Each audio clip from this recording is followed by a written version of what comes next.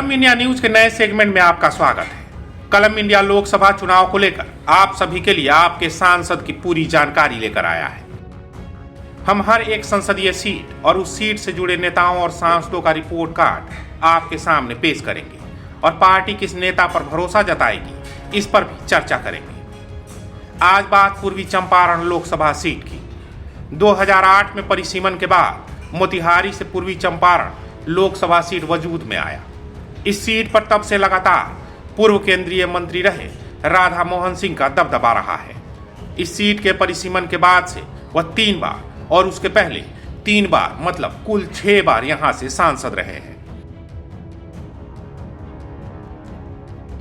6 विधानसभा seat Harsiddhi, Govindganj, केसरिया, कल्याणपुर, पिपरा, मोतिहारी वाले इस seat को पहले मोतिहारी लोकसभा सीट के नाम से जाना जाता था।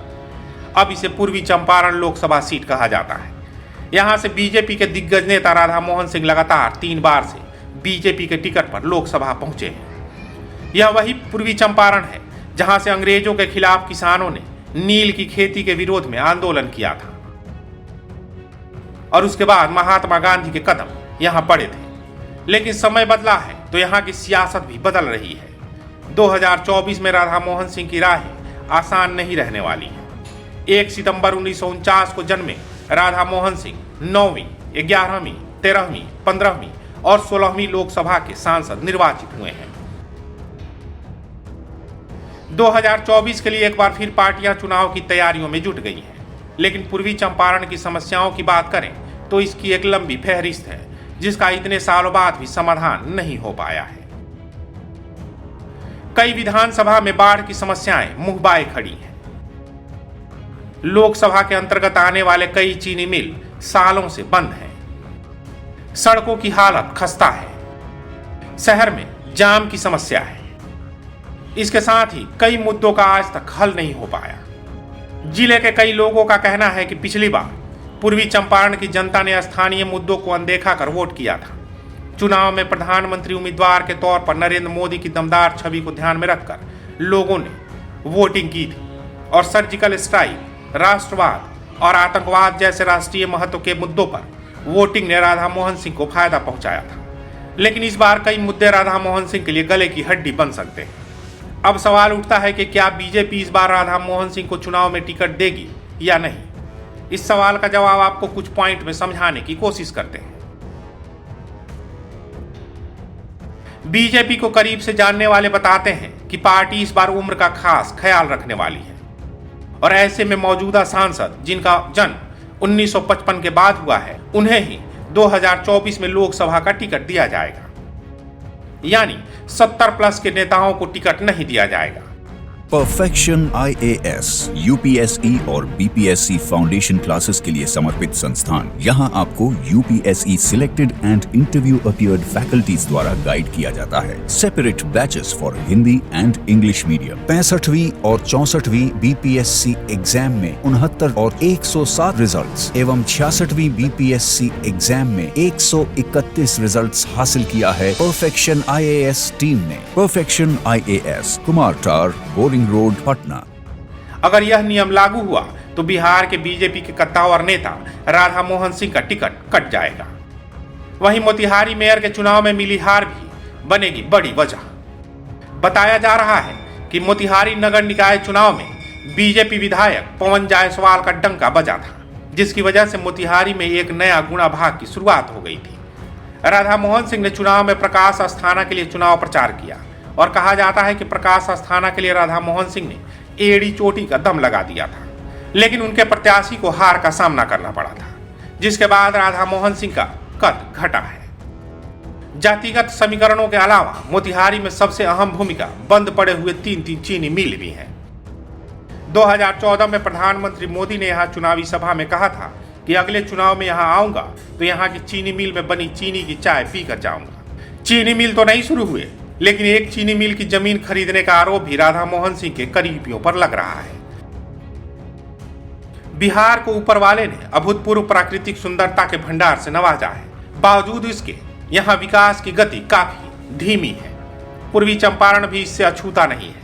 यहाँ के किसान आज भी बुनियादी जरूरतों के लिए संघर्ष कर रहे हैं, तो वहीं युवा रोजगार के लिए भटक रहे हैं। मजबूती तब होगा जब आप अकेले यहाँ पर मजबूत होंगे। आप अकेले मजबूत तभी होंगे जब आप ये केंद्रीय सरकार का दिया हुआ प्रकल्प को सही तरीके से इस्तेमाल कर पाएंगे। देश में जितने सारे ये बेकार लोग जो हैं, जितने सारे बेकार लोग हैं, ये जितना घटेगा उतना ही देश विकसित होगा। और ये देश में बेकार लोगों को घटाने के लिए हमारे युवा समाज को 25 लाख के आसपास, ये 9 सालों में 25 लाख से ज़्यादा नौकरी विभिन्न प्रांतों में मिले हैं। ये एक बहुत बड़ा आकलन है हमारे माननीय प्रधानमंत्री जी का। लेकिन सवाल उठता है कि अगर पार्टी राधा मोहन सिंह को टिकट नहीं देती है तो किसे 2024 में उम्मीदवार बनाया जाएगा? तो इसमें सबसे पहला नाम मोतिहारी विधानसभा सीट के मौजूदा विधायक और पूर्व में मंत्री रहे प्रमोद कुमार का नाम सबसे ऊपर है।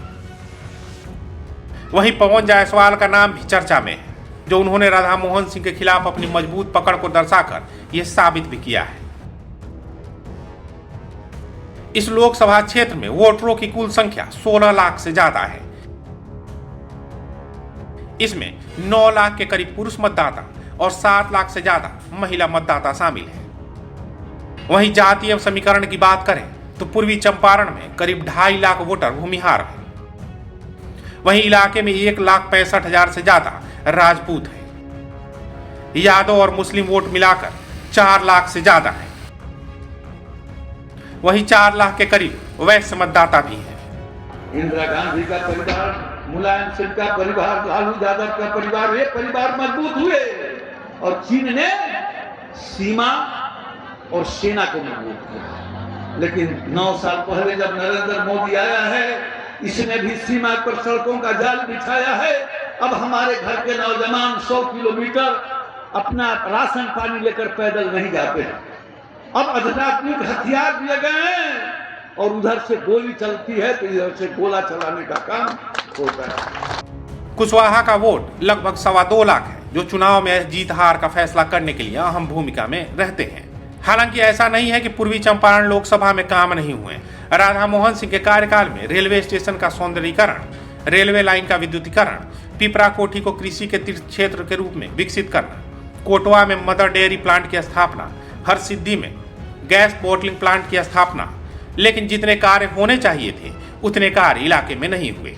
पूर्वी चंपारण लोकसभा सीट से आपके सांसद का रिपोर्ट कार्ड पर हमारी खास पेशकश आपको कैसी लगी, आप जरूर बताइएगा और कमेंट बॉक्स में अपना कमेंट लिखकर हमें सुझाव भी दे सकते हैं। ये स्टोरी पसंद आई हो तो कलम इंडिया का हौसला बढ़ाएं, हमारे चैनल को सब्सक्राइब करें, वीडियो पसंद आए तो लाइक और शेयर करें। अगर आपके पास कोई सुझाव हो तो हमें कमेंट बॉक्स में लिखें, या फिर ऐसी ही कोई और कहानी सुनना चाहते हैं तो आप हमें कुछ इनपुट्स के साथ जानकारी साझा करें।